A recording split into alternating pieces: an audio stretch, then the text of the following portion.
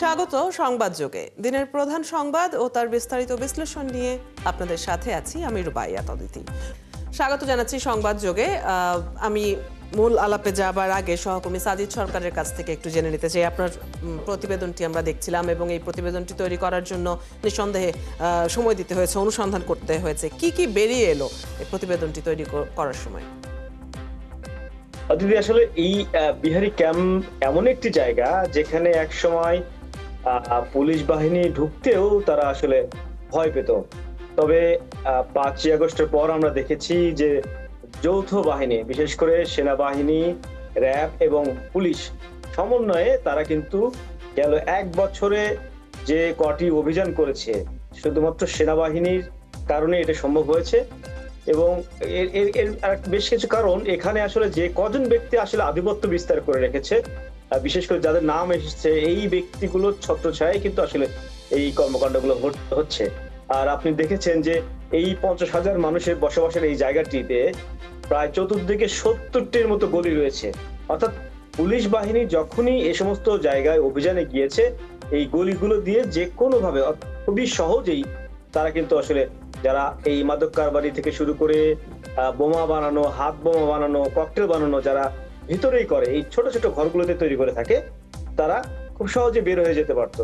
তবে আরো একটি বিষয় আছে, যে সেটি হলো যে আমরা খবর নিয়েছি এখানে যে সেনাবাহিনী যখন অভিযানগুলোতে গিয়েছে, ঠিক সেই সময়ে কোনো না কোনো ভাবে খবর পেয়ে এই অপরাধীরা, বিশেষ করে মাদক কারবারির যারা মূল হোতা, তারা কিন্তু পলায়ন করেছে। অনেকে অভিযোগ করেছেন যে পুলিশের এখানে ভূমিকা রয়েছে, অর্থাৎ খবরটা দেওয়ার ক্ষেত্রে ভূমিকা রয়েছে, যে এখানে অভিযান শুরু হবে।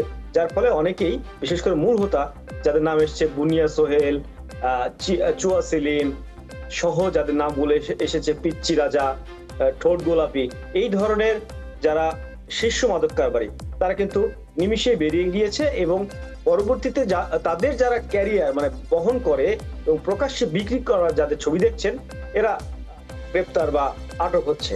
এটা কিন্তু আসলে এখান থেকে এভাবে কিন্তু নির্মূল করা সম্ভব নয়, যেটা কিন্তু পুলিশের অতিরিক্ত কমিশনার তিনিও বলেছেন যে মূল হোতাদের গ্রেপ্তার না করা পর্যন্ত আসলে এখানে শান্তি ফিরিয়ে আনা সম্ভব নয়। এবং শান্তি ফিরিয়ে আনাটা খুবই জরুরি, কেননা এইখানে এত মানুষের বসবাস, তারা প্রত্যেকেই, অধিকাংশ মানুষই কিন্তু নানা কর্মে জড়িত রয়েছে। তারা এই সমস্ত কয়েকজন গুটি কয়েক সন্ত্রাসী কারণে, মাদক কারবারির কারণে তারা কিন্তু নিরাপদে এখানে আশ্রয় নিয়ে থাকতে পারছেন না।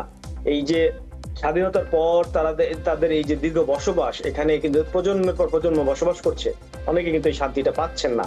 তারা চাচ্ছেন বড় ধরনের অভিযান করে মূল হোতাদের একেবারে আইনের আওতায় আনা, একই সাথে পুরো এলাকাটি একেবারে মাদক মুক্ত করা, এবং এখানে যে অস্ত্রের কারবার রয়েছে, হাত বোমার কারবার রয়েছে, সবকিছু একেবারে নির্মূল চাচ্ছেন কিন্তু এই এলাকার বাসিন্দারা। অদিতি, সাজিদ, বেশ কিছু বিষয়ে আমরা আপনার কাছ থেকে জানছিলাম। এবারে অ্যাডভোকেট আসাদুজ্জামান আনসারীর সাথে আলোচনায় যেতে চাই। জেনেভা ক্যাম্পের নাম এবারই প্রথম এসেছে, বা মাদক ব্যবসা নিয়েই প্রথম সামনে এলো, ব্যাপারটি এরকম নয়। আরো নানান ধরনের অপরাধ প্রসঙ্গেও এখানকার আলাপ আসে। এর পেছনে কি কি কারণ দেখেন আপনি? ধন্যবাদ। আমি আমার মতামত যেটা বলতে চাচ্ছিলাম সেটা হচ্ছে,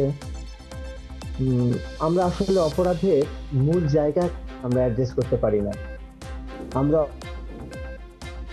অপরাধের কারণগুলো খুঁজে বের করতে পারি না। আমরা অপরাধের ঠিক কি করা উচিত এই অপরাধটা নির্মূলের জন্য কিংবা দমনের জন্য, যাই বলি না কেন, আমরা সেই জায়গাটাকে ঠিক অ্যাড্রেস করতে পারি না। যদি আমরা পুলিশ বাড়িয়ে দিই, আদালত বাড়িয়ে দিই, আইনজীবী বাড়িয়ে দিই, তাহলে এই সমস্ত অপরাধী কখনো আমরা নির্মূল করতে পারবো না। আমাদের সমস্যা যেখানে হচ্ছে, এর সোর্সটাকে যদি আমরা আউট করতে না পারি, সেটাকে যদি অ্যাড্রেস করতে না পারি। উদাহরণস্বরূপ আমি বলতে পারি, আমার 25 বছরের এই ওকালতির জীবনে একটা জায়গার কথা বলি। আমি স্পেসিফিক্যালি কুড়িগ্রাম জেলার একটা নির্দিষ্ট অঞ্চলের মানুষের আমি প্রচুর মাদকের মামলা একসময় করতাম। হঠাৎ করে দেখা গেল একটা সময় মাদকের মামলা কমে গেল ওই এলাকা থেকে।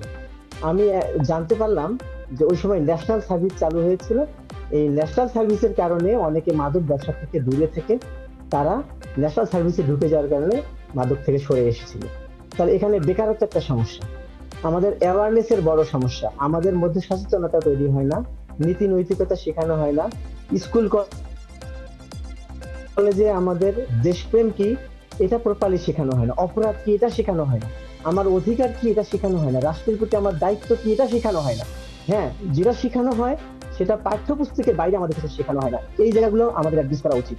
এইগুলো যদি আমরা করতে না পারি, যেমন আজ থেকে আমি 20 বছর আগের কথা বলছি, ওই সময় সুপ্রিম কোর্টে 2টা বেঞ্চ ছিল সর্বোচ্চ ফৌজদারি মামলার ক্ষেত্রে। সেই বেঞ্চগুলো মামলা পরিচালনা করতেন। আমরা শনিবার মোশন জমা দিতাম। মোশন মামলা বলতে যে সমস্ত মামলা কেবল নতুন এসে আমরা ফাইল করেছি, সেই সমস্ত মামলায় ধরে নেন ম্যাক্সিমাম গুলোই জামিনের ক্ষেত্রে ছিল। এগুলো যখন আমরা ফাইল করতাম, শনিবার মামলা শুনানি করার পর রবিবার আমাদের মামলা শুনানির জন্য থাকতো না, শেষ হয়ে যেত, 2টা বেঞ্চে শেষ করে ফেলতো। কিন্তু আজ কি হচ্ছে, আজকে 10টা 12টা বেঞ্চ, আমরা শত শত মামলা জমা দিচ্ছি। আমরা মামলা জমা দিয়ে সপ্তাহের পর সপ্তাহ অপেক্ষা করছি। কোর্টগুলো প্রচুর মামলা নিষ্পত্তি করছেন, কোর্টগুলো চেষ্টা করছেন মামলাগুলো নিষ্পত্তি করার জন্য, সেগুলো করে যাচ্ছেন। এত মামলা তৈরি হচ্ছে, তাহলে এই 20 বছরের কথা বলছি, এই মামলাগুলো বাড়লো কেন এখানে এসে?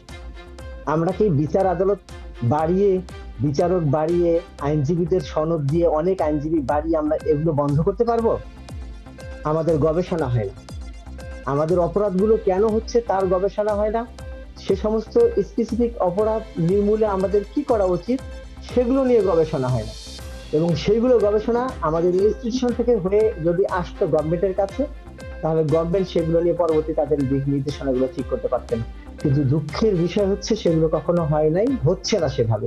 তাহলে কিংবা হলেও এই যে সেভাবে মাদক আমরা ব্যবসা বা অন্যান্য অপরাধমূলক যেসব কর্মকাণ্ড বছরের পর বছর, আমাদের সহকর্মী সাজিদ সরকার যেমনটি বলছিলেন যে স্বাধীনতার পর থেকেই আমরা দেখি যে বছরের পর বছর ধরে এগুলো হয়ে যাচ্ছে, কখনোই নিয়ন্ত্রণে কেন পুরোপুরি আসেনি? আচ্ছা, আমরা আমাদের পুলিশ বাহিনী বলি, মাদক দ্রব্য নিয়ন্ত্রণ অধিদপ্তর বলি, তার যে জনবল আছে এটা দিয়ে এতগুলো মানুষকে সার্ভিস দেওয়া প্রপারলি আসলে সম্ভব না। আর বড় কথা হচ্ছে আমরা সোর্সটাকে অ্যাড্রেস করছি না। আমরা কেন আজকে অপরাধের মূলে না যে নির্মূলের চিন্তা করছি কেন?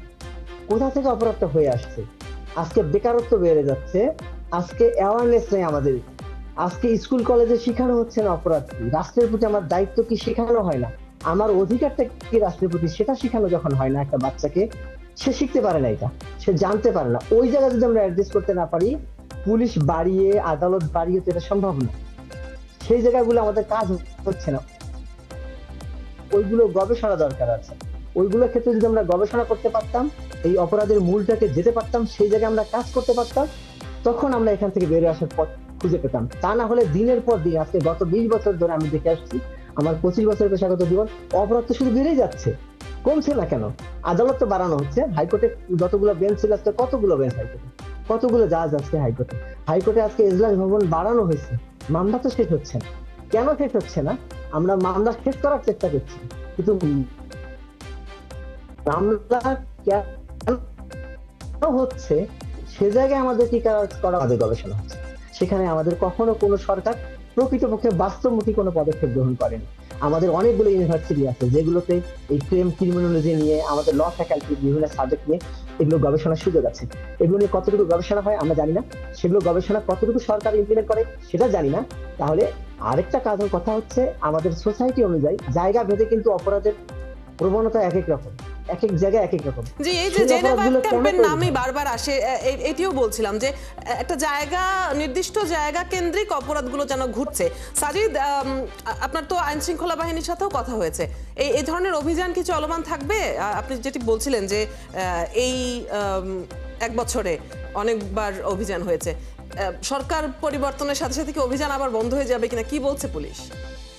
আসলে পুলিশের পক্ষ থেকে যেটা বরাবরই বলা হয়ে থাকে যে অভিযান চলমান থাকবে, এবং আমরা দেখেছি যে বৃহস্পতিবারে একটি ঘটনা ঘটেছিল। বৃহস্পতিবার ভোর রাতের দিকে কিন্তু রাত 3টা থেকে 4টার দিকে দুপক্ষের মধ্যে হামলা হয়, অর্থাৎ বুনিয়া সোহেল এবং চুয়া সেলিমের 2 গ্রুপের মাঝে। ঠিক সেই সময় কিন্তু একজন ককটেল বিস্ফোরণে মাথায় পড়ে একজন তরুণ কিন্তু মারাও গিয়েছে।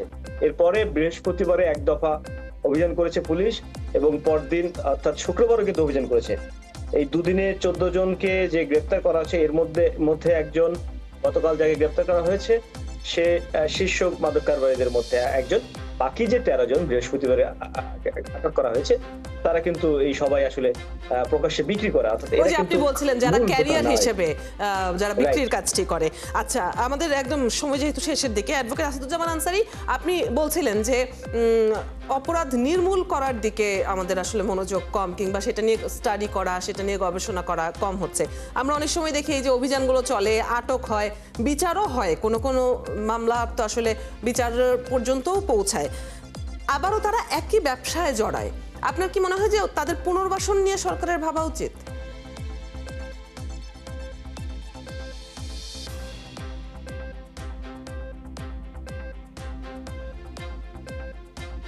আমি আসলে কথাগুলো ঠিক মতো শুনতে পারিনি, যতটুকু শুনতে পেরেছি।